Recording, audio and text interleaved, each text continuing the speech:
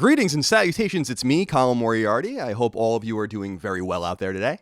Today, I wanted to do a Let's Play, now that the embargo's up, for Oninaki, which is the new role-playing game. It's really an action role-playing game from Japanese Square Enix-owned studio Tokyo RPG Factory. And I've had the game for about a week. I've not beaten it yet. I've probably played it for about, 15 to 20 hours, probably something like that. But Square Enix sent the game along, and they had a very strict thing in the embargo about not going too far into the game and showing it off in continuous gameplay. So what I've decided to do for you today is I've made a save, actually. I made a save in thinking about that several days ago. And I thought I would just kind of load up that old save and show you a little bit of what the game's all about, because I actually quite like it. And it's very different than the two other Tokyo RPG Factory projects, if you've played those games. 2016's I Am Setsuna, which I am really fond of, as I'm sure a lot of you know.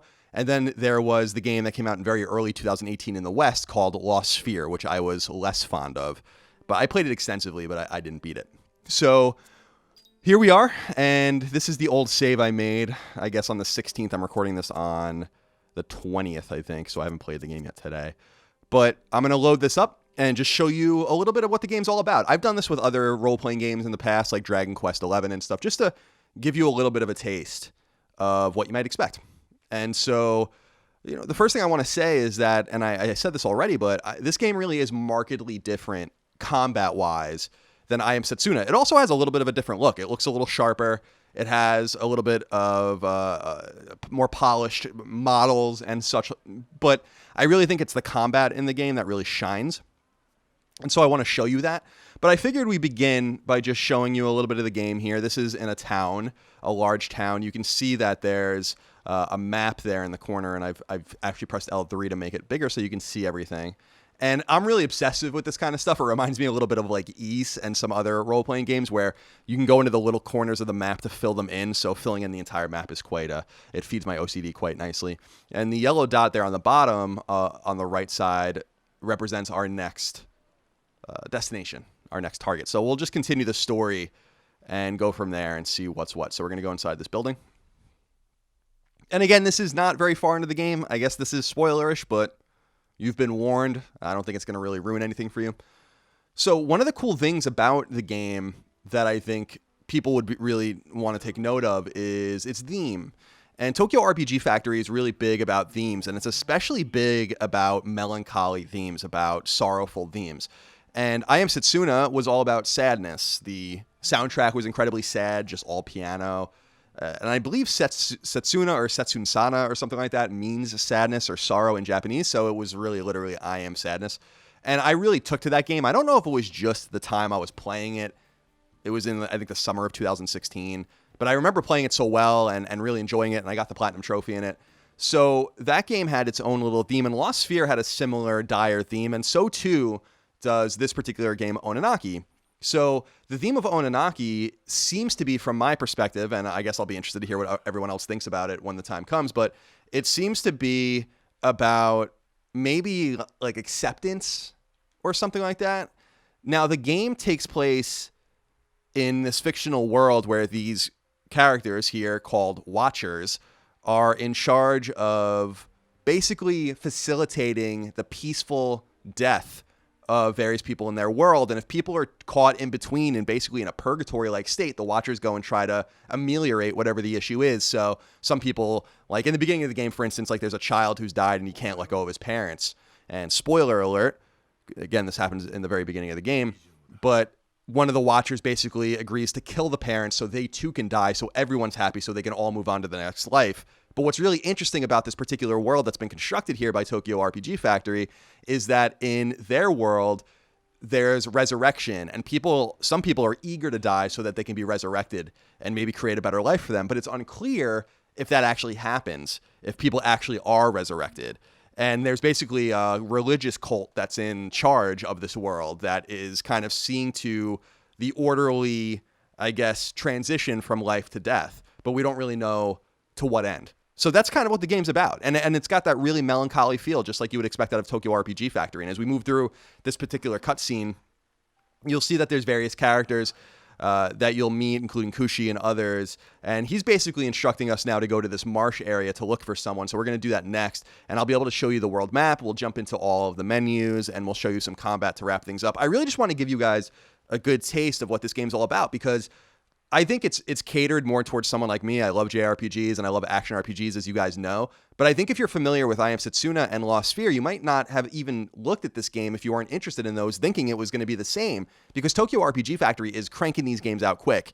I mean, they started I Am Setsuna in 2014, I believe, and then, Lost Sphere came out, and then this game came out, so they're cranking them out. Now, they're making 16-bit/32-bit inspired role-playing games, so they're not going to take 5 years to make, of course, but we're going to move out here into the world map. And the world map's not a traditional world map. There are no, by the way, random encounters in this game. So if you're not a random encounter guy, I know a lot of you guys, or gal, I know a lot of you people out there aren't into random encounters. I personally am, but this game is not about random encounters. And there is no traditional world map, so you're not going to be running around a field going from dungeon to dungeon or cavern to cavern, whatever the case might be. So this is the Inner Kingdom. As far as I know, the entire game takes place here, but I don't know. Maybe the map gets bigger at some point. It hasn't for me in the regular game yet. And I've only gotten a few locations unlocked. So it's cool. When you go over a specific area, then you have the option to go to different places inside of it with this cursor. So you can jump around, and there's a pretty good quick travel system. But we've been instructed to go to Kiro Marsh, the Souk Fens particularly, and you can see the pulsing yellow dot indicating that's where we need to go next. There might be side quests, like, per se, but there doesn't seem to be. I'll show you in the menus that there is a kind of a side quest arc with optional characters that you can pursue. But otherwise, the game seems to be somewhat linear in its layout. And you can see the load times leave a little bit to be desired as well, but they're not terrible. And you can see what I was talking about with filling in the map on the bottom right. I'll bring the map up and make it bigger so you can see what I'm talking about. This just feeds my OCD so much. All right, so we're going to trigger another cutscene here between the characters. Kagachi is the main character that you play as, and his companion Mayura is basically another watcher, and they go on these adventures together, but she often splits up or does her own thing. You're basically only controlling Kagachi, and Mayura is kind of like a nice, sweet girl that's understanding and kind of kind, has good bedside manner and stuff, and Kagachi is kind of a brash, headstrong, somewhat rude person, and that's the character you play as.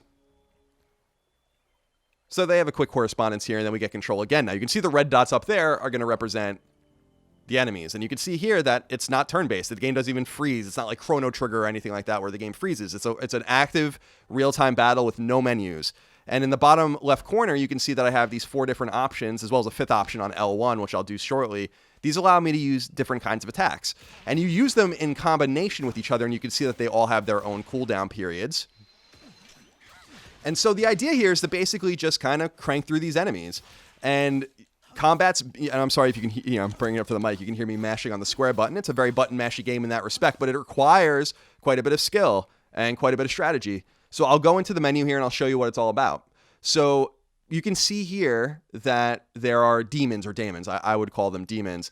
And you have different ones that you find. I, in my game, have 5 or 6 so far in the real save. But back in this old save, I found 2 of them so far. Aisha, a sword stone, and Zav, a spear stone. So basically what this means is she's kind of a quick-moving combatant with her sword. He's a little bit slower. He uses a spear. He's got more power. And you can kind of see on the top there their different statistics. And so when you go in, they have various skill trees. And the skill trees are unlocked by finding these various stones. As you can see, I don't have any in the little sword thing. And you earn specific stones for each character by using them and using their skills enough. It's completely randomized. So I have none to show you right here, unfortunately, to upgrade. But these are the upgrades I've already earned, and you can kind of see how the tree unlocks and opens. It's kind of nice. It's cool and clever looking. I wish that this menu was a little more coherent and a little less artsy. I think it would have been pretty cool. But I understand what they're going for there. And then you take the various skills that you've learned, and I only have 4, so I've mapped them in my 4 options, and you can set them however you want. You start with the Gale Slash there on circle, and then I've learned these other ones as we've gone on. And there's also equipment, but it's basically just weapons, and you can upgrade the weapons as well, although at the point I am in this game on this save, I can't go and show you that yet because it hasn't been unlocked. So there's like a pretty deep level of, or systems level here. And if you go to Zav here, you can see the same kind of thing. He's equipped with these spears. He's got his own set of skills. He's got his own skill tree as well with its own unique skills. It's a pretty neat thing. And I hadn't been paying much attention to this game, to be perfectly honest with you. I wasn't really I don't know. I knew I was going to buy it. I'm not much of a preview guy. I don't like looking at trailers. I feel like they ruin the game or games for me, especially because they're just it's like movies, right? They just show you more and more and more. And I didn't feel like I needed that. So I just kind of went in blind. And when I knew that Square Enix was giving, copies out to press and to podcasters like me, I asked for one and I didn't know what to expect. And I was excited. I really did expect a menu-based RPG, and that's not what we got. So here you go, another weapon for Zav, although I don't have him equipped. Now, there are other things that I want to show you. You can call up to 4 here on the bottom corner by using the right stick. You can have up to 4 people, or 4 of these spirits, rather, these tortured kind of spirits that accompany you, and you'll learn more about them and why they're accompanying you.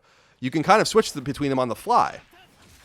So it's kind of a cool little thing. And some of them are quick, and some of them are slow, and some of them can jump, and some of them can dash. And there's a lot here. There's a lot to like about this particular game. And I'm impressed that they didn't do the same thing over and over again at Tokyo RPG Factory, especially because I don't know that Lost Sphere in particular was well received, and they changed it up. And hey, let's give a little bit of a shout out and some credit to Square Enix as a publisher for giving them the room to make these kinds of games. Because this isn't a game that's going to, it didn't cost a lot of money to make, but this isn't a game that's going to bring them tens of millions of dollars in profit. This is a studio that's allowed to make these old games to kind of please players like us. And I think obviously the biggest example of Square Enix doing that is probably with Octopath Traveler, which wasn't made by Tokyo RPG Factory and is definitely a higher budget game.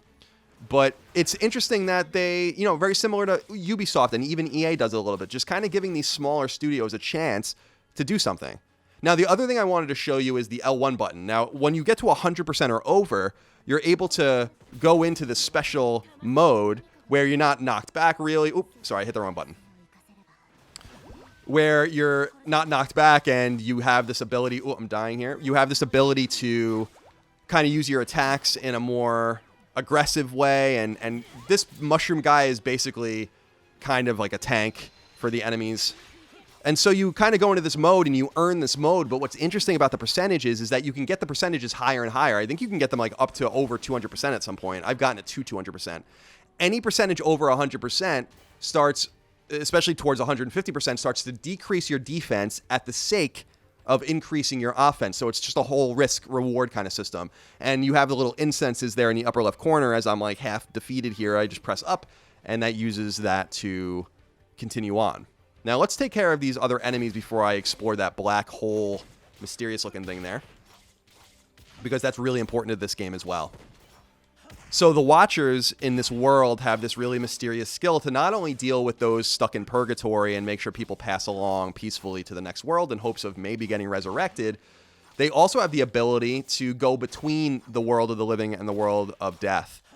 And they do that by beating enemies like that tank before, that mushroom, and unlocking the ability to go into the dark world safely. So let me show you what I'm talking about. And let me just kill some of the more of these enemies so I don't risk anything here, because you can actually be killed in one hit in the other world. So let me just get through these enemies just real quick. Okay. Just to make sure. There's one more dot here. Just one straggling little penguin-like creature that we can kill. Now, if I press R or L2 here, you can see that it's dark. And these enemies that are attacking me here, you can see their dots. If they hit me once in this status, I'm dead. So I go back to the world of the living. But once I unlock these different things by killing enemies and I hit L2 over them, it sends this pulse around this dark area of the world, and now I can safely navigate into it. There's still enemies. Those enemies that were there attacking me are still there, but they won't kill me in one hit. So you quickly make the mistake early on in the game, or at least I did, to not go into the dark world without being prepared to do so. And so once you do this, and once these areas are unlocked, you hit the L2 button, and you can go back and forth. And this is a different way to solve puzzles. This can be a different way to combat various enemies, to find different items and weapons, etc., and so on. And actually, perfectly, Aisha had earned a sword stone here, so we can actually go back in to her menu and go to the skill tree, and I can show you exactly how things are unlocked. So you can see here, the moonless sky allows me to just evade for longer. I can unlock that. These things are worth more.